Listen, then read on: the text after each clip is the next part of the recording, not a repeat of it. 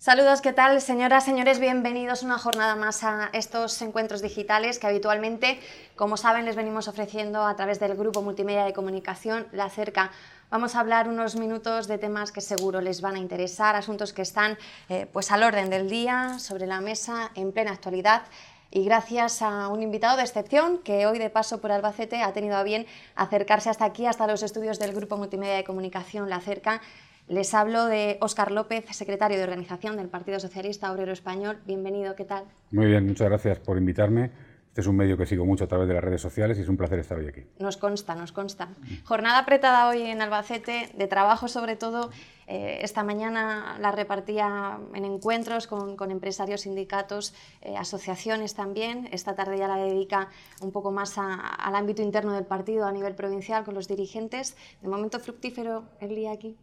Sí, la verdad es que procuro hacer siempre una agenda de este tipo, sociedad y partido, ¿no? Yo creo que el PSOE tiene que estar con la sociedad, tiene que, después de analizar los errores que en su día se cometieron y haber hecho autocrítica, tiene que empezar ya a proponer a la sociedad lo que pretende hacer cuando gobierne, y también partido, porque el Partido Socialista es una organización muy grande. Quiero recordar que el año que viene cumple 135 años de historia, que es verdad, lo ha pasado mal después de un resultado malo electoral en el año 2011, pero que se está rearmando para volver a los gobiernos municipales, autonómicos y nacional, ¿no?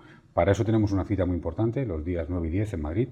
Habrá una conferencia política donde miles de progresistas de toda España han participado a través de las redes sociales y a través de múltiples foros, debates, conferencias, y tendrá un punto final donde vamos a hacer una gran propuesta a este país, una propuesta para una gran reforma en profundidad para los próximos 10 años. Siendo sincero, en líneas generales, ¿cuál es el comentario que más le repite la gente cuando se le acerca? Ya sea sobre su propio partido, sobre España en general, sobre un personaje determinado en particular, ¿qué es lo que más le dice? Mire, yo creo que en España hay una grandísima preocupación hoy por la salida de la crisis y por el empleo, sobre todo. Lo que más preocupa a los españoles y es lo que más inquieta y lo que más comenta la gente es la gente quiere salir de la crisis ya, quiere que haya empleo en este país ya. Y lo segundo es la defensa de un modelo que construimos entre todos durante 30 años en este país, un modelo de bienestar que garantizaba la sanidad pública, la educación pública, la dependencia, las pensiones, y que en tan solo 2 años la derecha y el gobierno de Rajoy están desmontando. Lo están desmontando en 2 años. Es muy curioso ver el debate que hay ahora mismo en Estados Unidos, donde los republicanos han paralizado la administración norteamericana porque el señor Obama pretende hacer una reforma sanitaria para tener una sanidad que ni de lejos sería la española. En este país hemos hecho cosas mal y hemos hecho cosas muy bien, como la sanidad pública, que es la joya de la corona que hemos construido y que la está desmontando el PP en solo 2 años, ¿no? El jueves, en el Congreso de los Diputados, teníamos el debate de la enmienda a la totalidad a la reforma de la ley de la administración local. Sobre ella ha dicho esta mañana que es el mayor recorte que se podía dar a los ayuntamientos, y yo le pregunto por qué y sobre todo qué cree que esconde detrás. Vamos a ver, la reforma local del señor Rajoy parte de una mentira, y es que en un escenario de crisis lo que el señor Rajoy pretende es culpabilizar a los ayuntamientos de la deuda pública que hay en este país.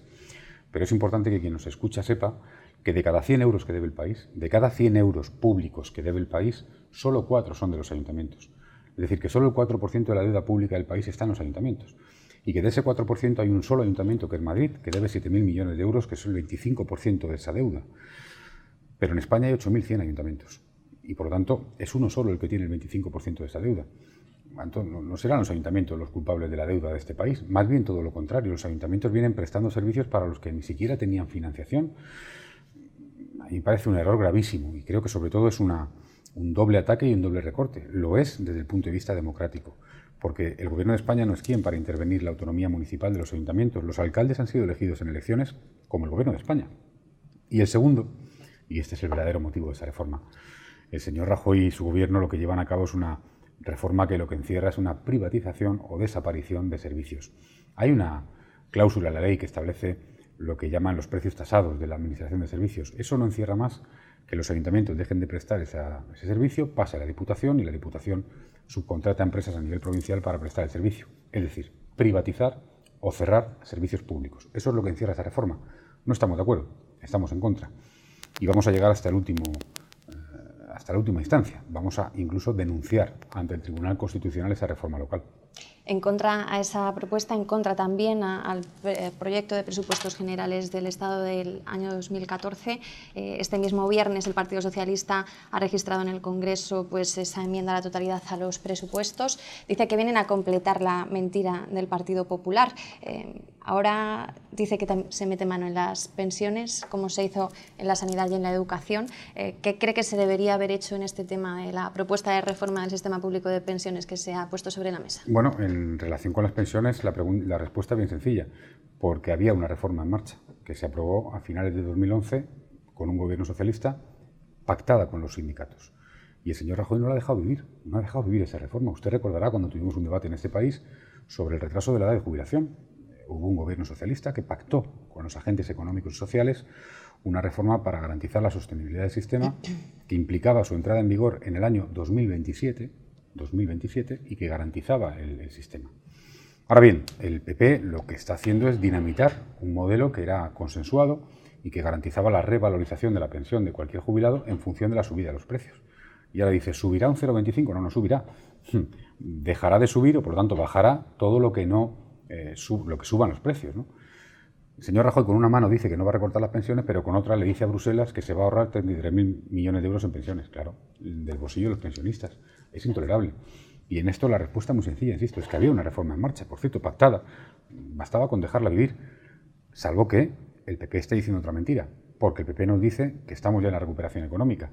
Y si estamos en la recuperación económica y si estuviéramos creando empleo, ¿por qué no es sostenible el sistema?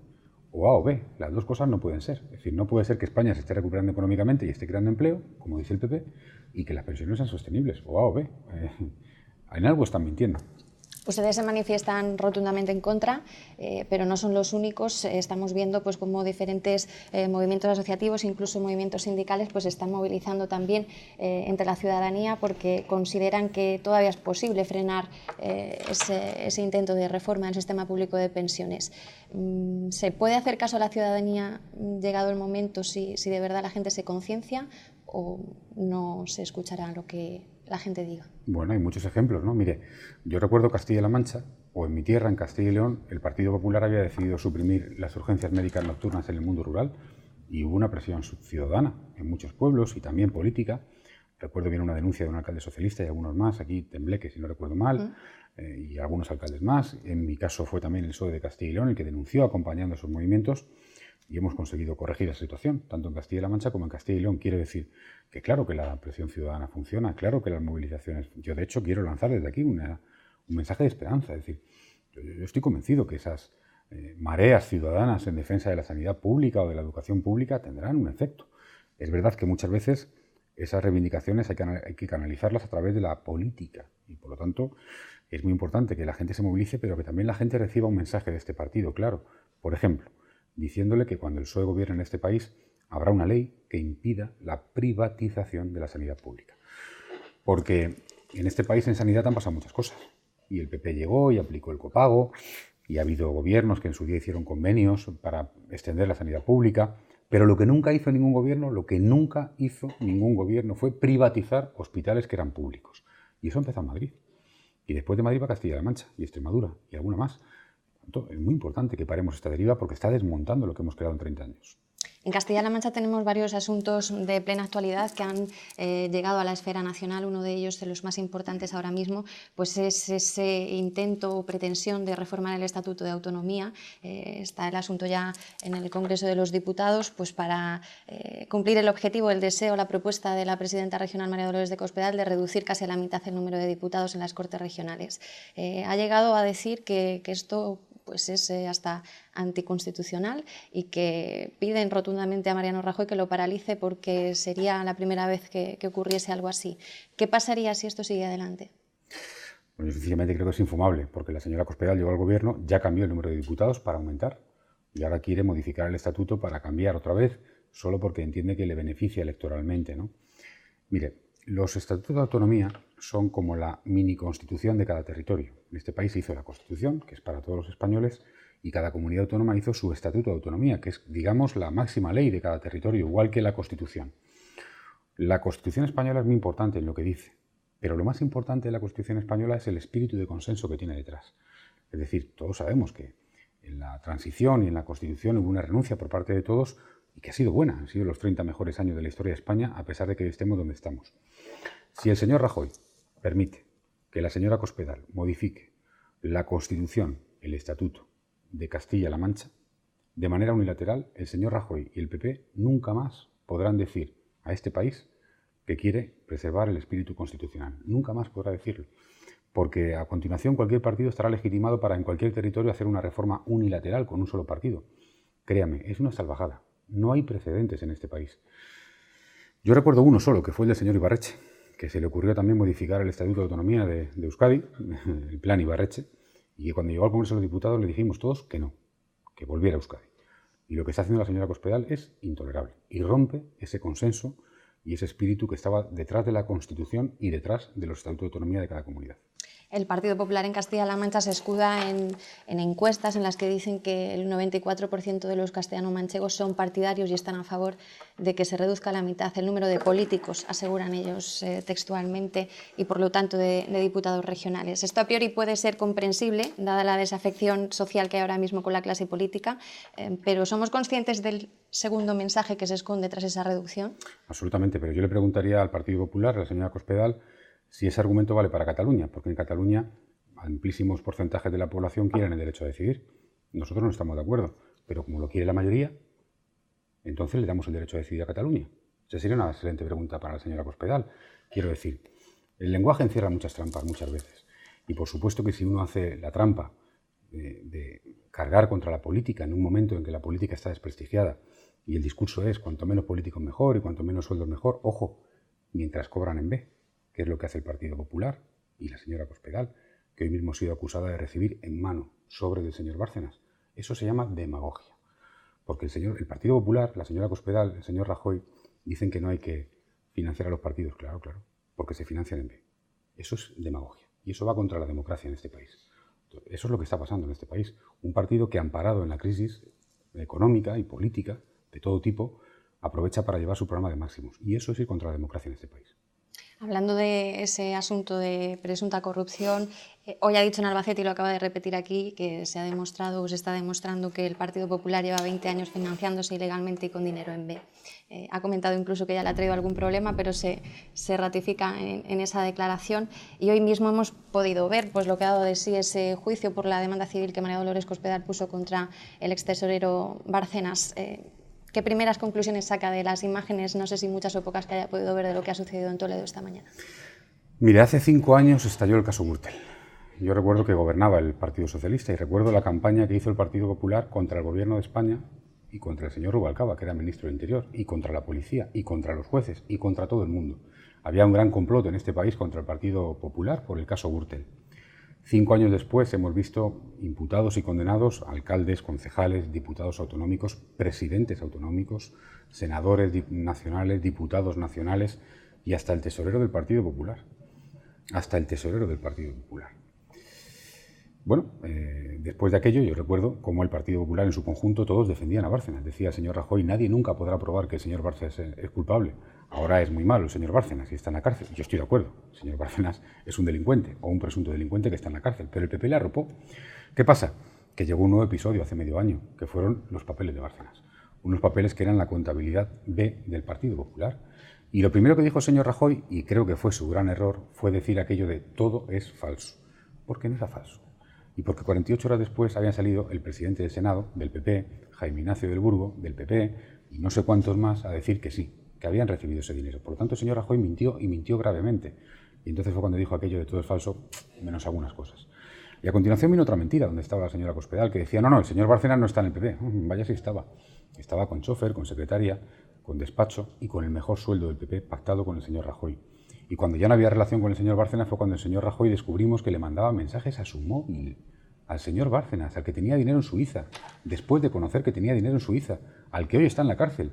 El que hoy ha hablado de la señora Cospedal, el señor Rajoy, le mandaba mensajes para decirle, aguanta Luis, hacemos lo que podemos. Es muy grave, oiga, porque estamos hablando de un caso que ha ocurrido durante 20 años en este país, que está instalado en la cúpula del Partido Popular, y en el cual, fíjese lo que le voy a decir, y lo creo de verdad, el principal nexo de unión entre el Partido Popular y el señor Bárcenas se llama Rajoy. el principal nexo de unión entre el PP y el señor Bárcenas, el que está en la cárcel hoy, el de las cuentas en Suiza, se llama Rajoy. ¿Qué se puede hacer para erradicar la corrupción de la política? Porque la gente está ahora bastante quemada con esta cuestión. Incluso algunos pues, pueden darle la vuelta a este tema de Bárcenas y acabar con esa reducción general diciendo todos son corruptos y, por ejemplo, mirar hacia Andalucía y ver lo que está sucediendo allí. ¿Qué se le puede decir a esa gente que no confía en que pueda ser la política de nuevo pues, clara y cómo ha de ser? Yo, en primer lugar, rechazo el discurso del empate y del todos son iguales, porque, para empezar, a mí me gustaría que en el Congreso de los Diputados hubiera una comisión de investigación en el asunto Bárcenas, cosa que el PP ha impedido y que se hubo en el Parlamento de Andalucía en relación con los Ceres, una comisión de investigación. Pero soy el primero que rechaza, condena y detesta la corrupción, porque la corrupción es el cáncer de nuestra democracia. Es el cáncer de nuestra democracia. ¿Se pueden hacer cosas? Se pueden hacer. El PSOE ha hecho propuestas, algunas de ellas nuevas y contundentes. Por ejemplo, cada vez que hay un asunto de corrupción que afecte a un político, que se juzgue en la Audiencia Nacional para que sea rápido, contundente, eficaz. Por ejemplo, cada vez que alguien en la política se corrompe, lo que no hablamos es de que alguien le corrompe. Cuando alguien ha recibido una comisión es porque alguien se la ha dado. Y esa gente debería saber que si es condenada, nunca más podrá contratar con la administración pública. Por ejemplo, es un mensaje contundente que estamos lanzando desde el Partido Socialista. Quiere decir que claro que se pueden hacer cosas, agilizar y mejorar el trabajo del Tribunal de Cuentas en el control de las cuentas de los partidos. Claro que sí, se pueden hacer cosas, ¿no? Pero el problema de lo que hemos vivido es que no ha sido un problema de leyes o un problema de las cuentas que presentan los partidos. Es que es B. Es que el problema es que lo que ha pasado en el PP está todo en B. Este es el problema. Es que no, por mucho que el PP se empeñe en hablar de declaraciones de la renta, si es que eso no está ahí, es que es B. Es que el problema es que ha sido en B. Y por lo tanto, yo creo que hay que ser mucho más contundente y me gustaría también lanzar un mensaje de optimismo en relación con esto. Oiga, creo que de verdad entre todos hay que acabar y creo además que también la ciudadanía también tiene una oportunidad con su voto también, claro. El Partido Socialista, y lo mencionaba al comenzar la conversación, está a un paso de esa cita con su conferencia política, ya quedan pocas semanas. ¿Cómo llegan a ella y qué esperan sacar de ella? Pues con muchas ganas. Yo le diría que el PSOE estos 2 años, ¿no?, después de salir del gobierno y salir mal, porque salió mal, salió perdiendo muchos votos, ha tenido que hacer un ejercicio de autocrítica, de reconocer errores, se ha hecho. Pero creo que entramos en una segunda fase. Mire, la conferencia política del PSOE va a ser en noviembre, y en noviembre fueron las elecciones generales. Se cumple justo el ecuador de la legislatura. Son 2 años, han pasado desde que llegó Rajoy al gobierno, aunque parezca mucho más, y faltan 2. Por lo tanto, entramos en la segunda etapa del gobierno de Rajoy. Y el PSOE creo que debe volcar un poco más ya su acción de reconocer lo que se hizo mal, de denunciar todo aquello que ha hecho mal el gobierno de Rajoy, a empezar a proponer, a empezar a lanzar mensajes muy claros a la ciudadanía. A decir a la gente, oiga, mire, puede que el PSOE cometiera errores en su día, de acuerdo, pero si el PSOE vuelve al gobierno, derogará la reforma laboral. Si el PSOE llega al gobierno, derogará la ley Wert. Si el PSOE llega al gobierno, hará una ley para impedir por ley la privatización de la sanidad pública. Este es el tipo de cosas que yo creo que tiene que decir el PSOE hoy y que la gente está esperando escuchar del Partido Socialista. Reconociendo que se cometieron errores en su día, sí, pero que el PSOE jamás privatizó la sanidad pública, jamás recortó en educación, nunca recortó en becas, no hizo la subida de tasas universitarias que ha hecho el PP, ni una ley Wert, nunca, nunca. Y por lo tanto, lanzando mensajes muy claros, muy directos, muy sencillos, muy contundentes a la gente de lo que va a hacer el PSOE ese gobierno. Pero habla de derogar, ¿derogará para volver a ser un poco tibio como lo fue en el último tramo del gobierno y hacer cosas muy similares a las que podría haber hecho perfectamente un partido de derechas, o volverá a la raíz de la izquierda? ¿Pero cuáles son las cosas similares? Porque, que yo recuerde, el Partido Socialista, es verdad, en el año 2010, en un pleno que todos recordamos, y para impedir la intervención de España, que estaba como estaba, sometida en aquel momento, el señor Zapatero hizo básicamente 2 cosas, ¿no? Congelar la pensión, sí, ojo, no las mínimas, que era el 40% de las pensiones, y ojo, después de haber subido durante 6 años la pensión mínima el doble de lo que establecía la media, el doble. Es decir, si quiere repasamos cómo estaba la pensión en España cuando llegó Zapatero y cómo estaba cuando salió. Pero es verdad, se congeló 1 año la pensión, ojo, no la mínima. Y lo segundo fue rebajar el sueldo de los funcionarios, sí, es verdad, es verdad. Es una medida dolorosa, es una medida que afecta a los funcionarios, pero no es política social, eso no es un recorte social, es el sueldo de los funcionarios, ¿no? Frente a eso, fíjese, se está desmantelando todo el sistema. Hacer que las pensiones no dependan ya de cómo suban los precios, sino que dependan del gobierno, es dinamitar el sistema de este país. Hacer que la reforma laboral permita abaratar sueldos, abaratar despidos y dinamitar la negociación colectiva en este país es dinamitar el modelo. hacer la reforma local y dinamitar el modelo territorial de este país. Es que estamos dinamitando, el señor Rajoy está dinamitando el modelo de este país. Y yo acabo, construido entre todos, durante 30 años, con sindicatos, con agentes económicos y sociales, con asociaciones, con otros partidos, entre todos, sí, pero con leyes socialistas. Porque la ley de la sanidad fue socialista, la ley de la educación fue socialista, la ley de la dependencia fue socialista. Y las pensiones, y recuerdo bien lo que decían de Felipe González en el año 89, cuando puso la pensión no contributiva, fue socialista. Esto es lo que está desmontando el Partido Popular.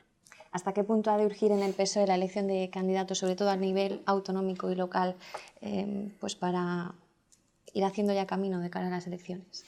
Bueno, pues el PSOE con toda normalidad y, por cierto, con un proceso democrático, cosa que otros no tienen, porque en este partido de primarias elegirá candidatos. El señor Rajoy fue elegido con el dedo del señor Aznar. Yo me acuerdo aquel verano que el señor Aznar se fue de vacaciones y tenía la libreta azul, se acordará de la libreta azul, y había entre Mayor Oreja, el señor Rato y el señor Rajoy, eran los tres candidatos de Aznar. Aznar volvió de su retiro veraniego y nos dijo Rajoy con el dedo. Eso en el PSOE no pasa, en el PSOE se vota, el PSOE es un partido democrático y por lo tanto cuando corresponda y con toda normalidad habrá primarias. ¿Están ya preparados para volver? ¿Han cambiado lo suficiente como le demandaba la gente? Bueno, yo creo que el PSOE ha hecho autocrítica y ha aprendido de errores que ha cometido, lo creo de verdad. Pero lo más importante es que no ha cambiado sus principios. Es decir, yo estoy absolutamente convencido de que la mayoría de la sociedad española comparte los principios del Partido Socialista, los comparte. Si preguntáramos a la gente en la calle si prefiere la sanidad pública o la privada, o la educación pública o la privada, o qué piensa del aborto, o qué piensa de la guerra de Irak, o qué piensa de la ley de la dependencia, seguramente comparten la mayoría los principios del PSOE. Es verdad que el PSOE le pilló una crisis brutal al PSOE y a 27 gobiernos del mundo que perdieron las elecciones después de 2008. 27 gobiernos en el mundo. Claro, una crisis devastadora, sí, devastadora.